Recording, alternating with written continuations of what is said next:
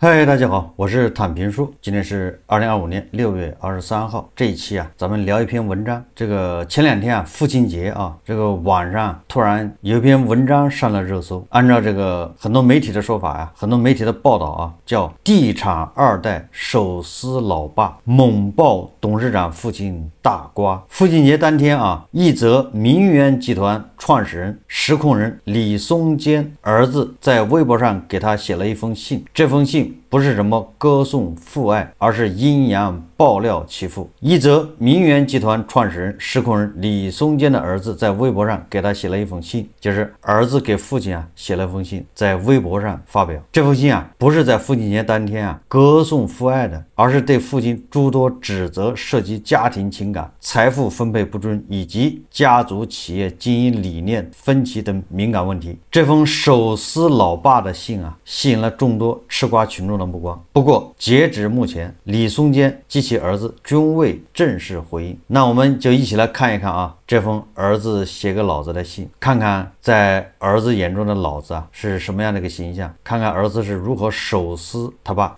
这封信是这么说的他是2025年6月15号写的，标题叫我的父亲李松坚，中规中矩的一个中学生作文，题目就是这样的，对吧？我的父亲某某某，我的母亲某某某，我的老师某某某。他的信开头这么说他说我的父亲李松坚是一个地产商，他有一个头一个脖子，却有着3张脸。这个写的还是不错的一个头一个脖子3张脸。哪3张脸呢？第一张脸是对主人屈膝谄媚的脸。他说和大多数人一样，我有不超过一个父亲，可是我父亲不一样。从我出生的时候开始，我父亲的父亲就一直改变，也就是他的爷爷从他高考落榜进社会不久就开始认爹了，也就是说他爸高考没考上，然后走向社会闯荡，就开始认爹。认什么样的爹呢？只要谁能滥用职权，把人民群众的利益输送给他，他就认谁做干爹。他说后来年龄实在太大，没法认爹了，就改认大哥。可能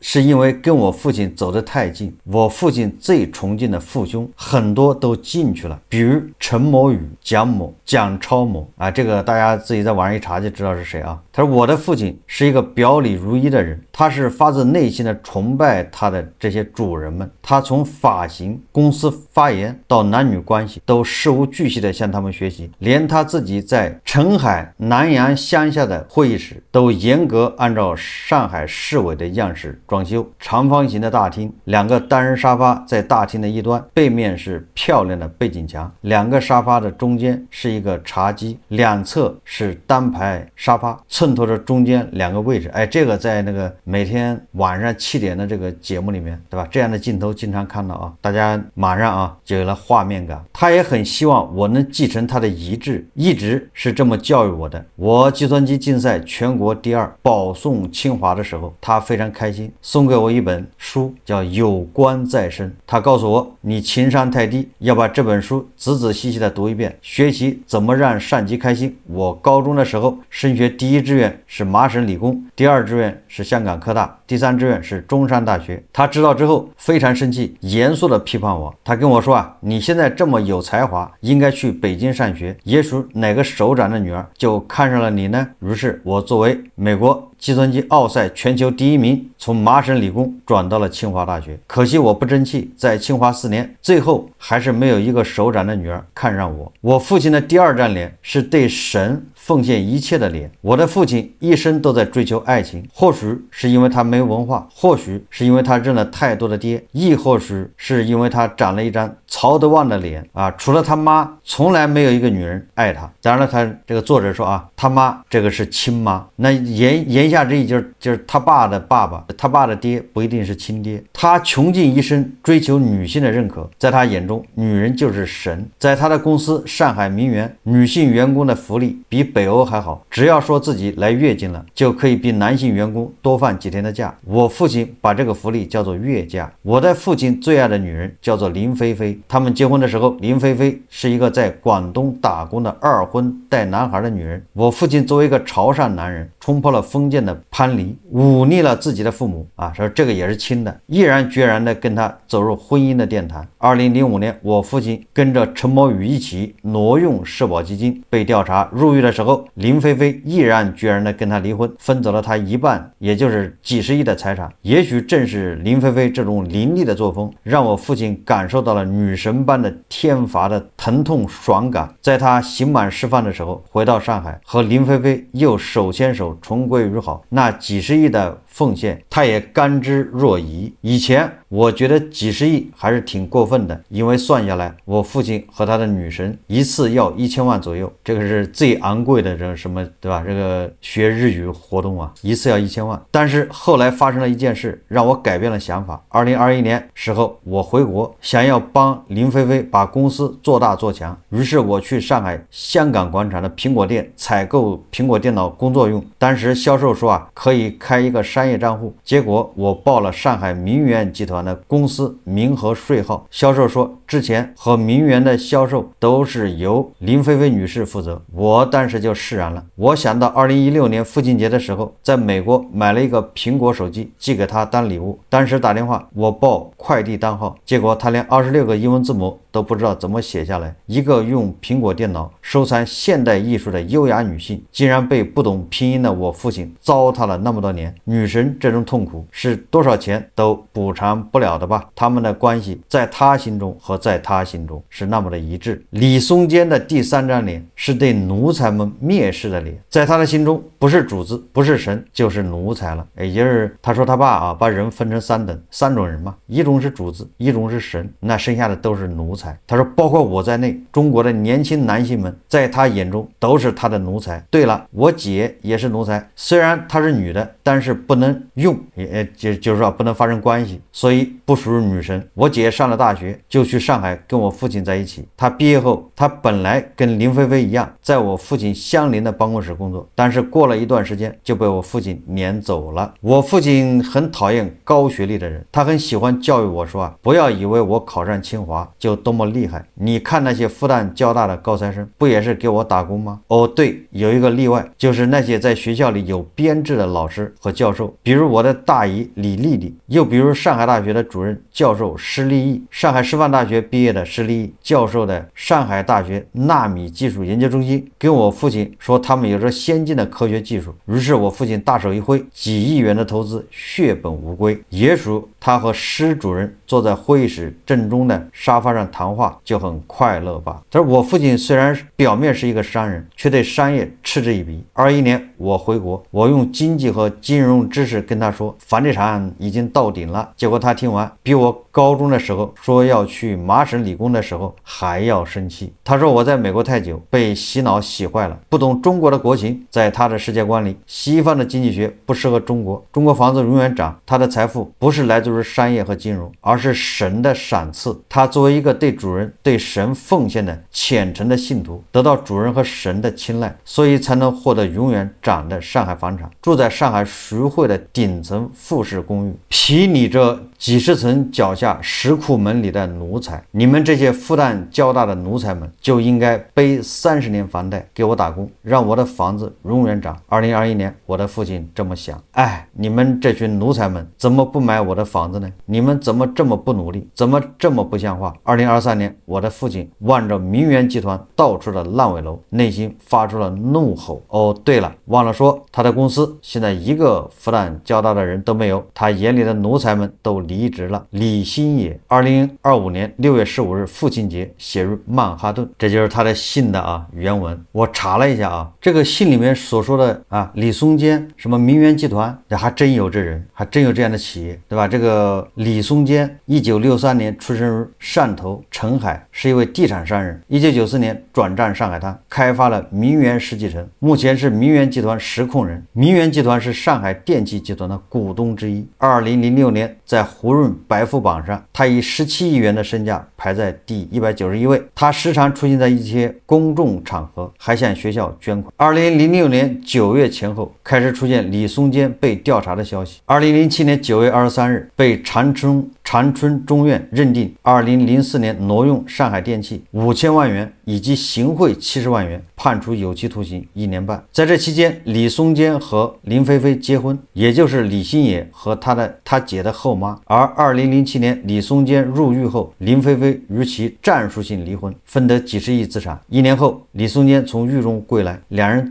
再度牵手。而这个李松坚是什么人呢？这个李新野啊是什么人呢？他是一名清华姚班的高材生，全国奥数金奖得主。这个不是一般人啊，这个在清华呀流传着这样一句话：姚班选的是天才，智班选的是怪才。这个姚班呢，全称叫清华学堂计算机科学实验班，由图灵奖得主姚期智院士亲手创办，目标是培养计算机科学领域的学术大师。所以这个网上啊，这封信里面的名字啊，还真有人，真有这样的人物，他不是虚构的。但是这封信里面说的这个人是不是现实生活的这个人？这个咱们不知道啊。所以我也来谈谈我对这封信的一个看法。首先啊，咱们都知道啊，这个艺术来源于生活，高于生活。我把这封信啊当做一篇文学作品来看，就好比那个朱自清的那个背影，对吧？文学作品中啊，描写这种父亲的非常多啊。最近啊，我们都在聊这个《红楼梦》啊，实际上《红楼梦》里面也有这样的情节啊，就是这种父子关系比较紧张。你比如说啊，这个贾宝玉和他的父亲贾政的关系，对吧？也是非常紧张的啊。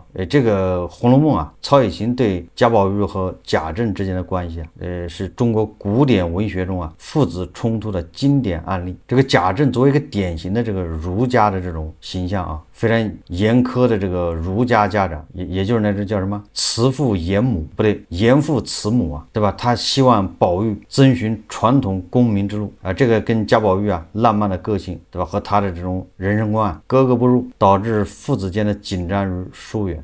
这个父子关系比较紧张的还有这个贾敬和贾珍，贾赦和贾琏啊，都是这么紧张的关系。大家也不要看好像朱自清写的那个背影呢，对吧？写他父亲非常笨拙的从那个月台那儿翻上翻下去捧着几个橘子送给他儿子，这个非常感人，对吧？一个父亲的形象。但实际上啊，朱自清和他爸那关系非常紧张，不敢说是仇人吧，至少是势同水火啊。所以我啊把网上这篇我的父亲李松坚，我当做一个文学作品在看。那文学作品嘛，这就是来源于生活，高于生活，也就是他写的这些东西，那我是现实中恐怕也有，但他也有一些艺术加工，因为他毕竟不是那种举报材料啊，拿着身份证，对吧？我拿着材料1、2、3、4、5、6、7证据，我在这举报，他不是这样，他是一篇文章，对吧？他是一篇小说，写父子关系紧张的，写这个不同时代的年轻人啊，或者就是不同时代的两个人呢，他们之间的冲突、观点、观念，不同文化背景下，对吧？一个是大字不识一个，不是，或者是教育啊，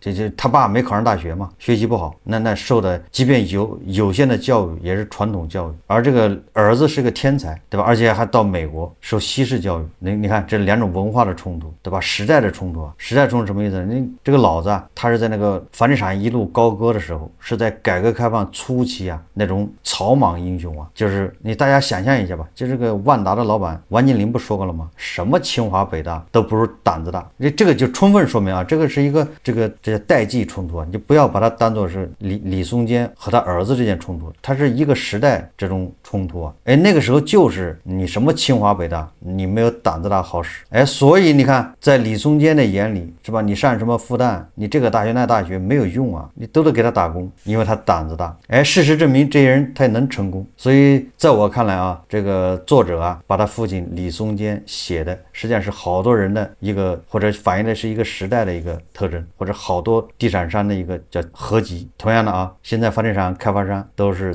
不是在暴雷，就是在暴雷的路上，对吧？都在 ICU 病房，对吧？都在保交楼啊，焦头烂额都一样。这篇文章啊，描述了他父亲3张面孔。他父亲的这3张面孔，说不好听一点的啊，那房地产开发商都是这样，3张面孔。你没有这3张面孔，你怎么搞房地产开发呢？你怎么，对吧？胆子大呢？我们再扩大一下说啊，那个时代啊，所有的成功人士都是这个特征。你不要说那个时代，就现在也差不多。你需要有3张面孔，这传统行业都差不多啊。直到什么时候稍微有改观，一旦有了改观，对吧？那就形成冲突嘛。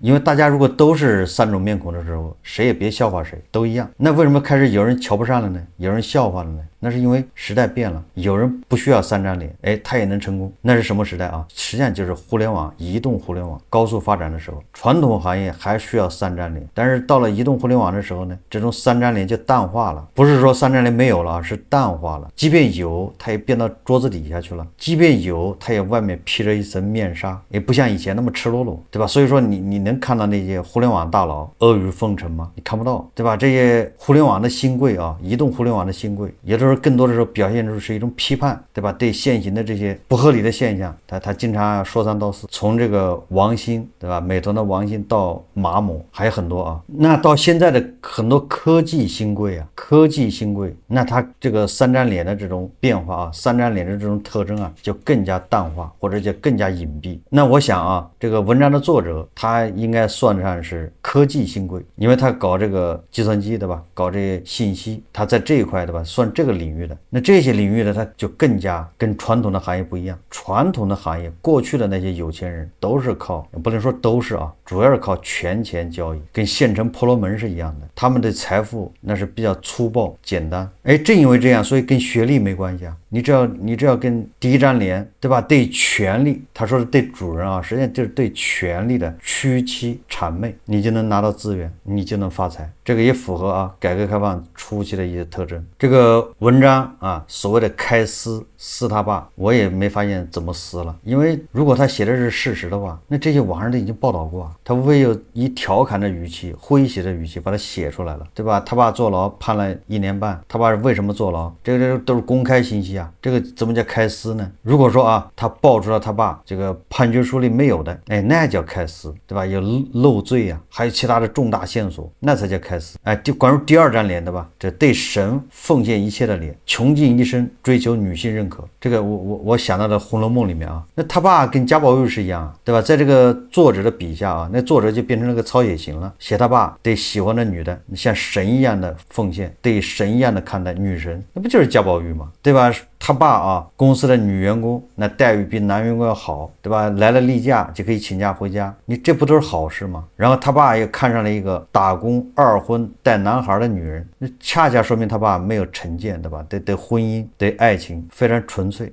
后来就为了这个女的，对吧？有什么技术性离婚等等，那这都反而说明他爸对爱情的忠贞不渝。我就感觉他这个表面是在黑他爸，实际上是在表扬他爸。他爸就这么信任一个离婚带娃的一个2婚女人，这不是爱吗？哎，第3个啊，第3张脸对奴才蔑视的脸，这个我刚才已经说过了。对这些传统行业的啊，他有第1张脸，那必然就有第3张脸。你这第1张脸和第3张脸是相辅相成，是一体两面啊，这个没有什么新鲜，对吧？他对上谄媚，那他就需要下面人对他谄媚，对吧？他自甘认为是上面人的奴才，那他下面人就得是他的奴才啊，这没什么好说的啊，跟你的学历没关系啊。我为什么说这个有改观是互联网、移动互联网这个行业发展起来之后，这一块才有所改观，是因为大家有没有发现，互联网和移动互联网这个行业里面，这个相对来说平等，我只能说相对，没有那么绝对的，对吧？老板和员工之间那个鸿沟啊，没有那个传统行业那么大。哎，因为我传统行业，对吧？国企、民企、上市公司、互联网行业、移动互联网行业我都干过，我是深有体会，对吧？互联网行业、移动互联网行业那相对来说人人比较平等，就是领导之间那个差别不是那么大，那种谄媚、阿谀奉承，或者就是说你不谄媚、不阿谀奉承你就活不下去。哎，这种在这个新兴行业里面比较少。所以什么意思呢？也就是做房地产这种传统行业的，它本身它的，对吧？它就是靠这种权钱交易，靠这种对权力的膜拜，对权力的这种屈膝谄媚，它才能活下去，它才能赚钱呢，才能拿到工程呢，对吧？才能包到项目啊，才能拿到地开发呀。这个是权力和金钱的交换呢，不是靠你脑子啊，不是靠你的智商。所以他对学历没有要求啊，要什么学历啊？学历越低越好，对吧？也就是所谓的情商越高越好，胆子越大越好。那这样的人，对吧？他对这个其他人比他差的，那都是当奴才看，没毛病啊。所以在我看来啊，这篇文章啊，严格意义上不算是什么手撕他爸开撕，反而是比较通过比较写实的手法啊，反映了当下这种思想的碰撞，这种代际断裂啊，代际冲突，也反映了当下年轻人对爱情的迷茫。当然了，写这篇文章是不是为了泄愤，是为了争家产这种斗争，这个也有可能啊，完全有可能，因为《红楼梦》里面就是这样的。《红楼梦》里面这个荣宁二府、贾府里面每一处每一个章节都充满了斗争，都需要勾心斗角，因为财产的继承、权力的这个转移都需要靠斗争来实现，对吧？在一个没有办法做增量的这个社会对存量的东西只能靠抢、靠斗争。而如果你有办法做增量，对吧？那你就得对存量的东西不感兴趣，这就不容易涉及到斗争，你就用心做增量就完了。而贾府没有办法做增量，同样这个名媛集团它也做不了增量。现在什么行情房地产商是在暴雷，房地产商是在对国家怎么救，要用更大的力度去让它止跌回稳，救了3年4年还是这样。那你说在这么一个行业里面，对吧？这个斗争呢就更加残酷。保交楼那有人就说了，这是儿子不孝，但是也有人说这是儿子太优秀。但是我还是把它当一篇文章看。那当一篇文章看，我认为他儿子还是比较优秀的。他不仅是玩计算机的，他这个我的父亲李松坚写的还是可圈可点。表面上看是在手撕他爸，是在揭他爸的短，但实际上拿捏的非常好，很有分寸感。我们常说父爱如山，父亲就像山一样。但是父亲这座山不是给孩子仰望的，不是让孩子仰视的。父亲这座山天生就是要让孩子来翻越的。你小时候你对父亲是仰望，对吧？等到你有一天你把父亲踩在脚下，也就是你翻过了父亲这座山，说明你真正的是长大了。但是由于我们这个传统教育让很多人有误解，对吧？当儿子翻不过自己这座山的时候，他有担忧，觉得儿子没出息，横看竖看看不上，就像那个贾政看贾宝玉是一个态度，怎么看都看不上，见面就是要骂。为什么呢？他就认为这个儿子没出息，翻不过这座山。但有一天儿子真的要翻过这座山的时候，这父亲又失落，也觉得儿子不孝忤逆。有很多年轻人很多孩子也这样，父亲就是他的天花板，他这一辈子也超不过他爸，这本身也是悲哀。好，这期节目咱们就聊到这里，感谢大家收看。如果喜欢我的节目，欢迎订阅转发，也可以在下方留言评论，谢谢大家。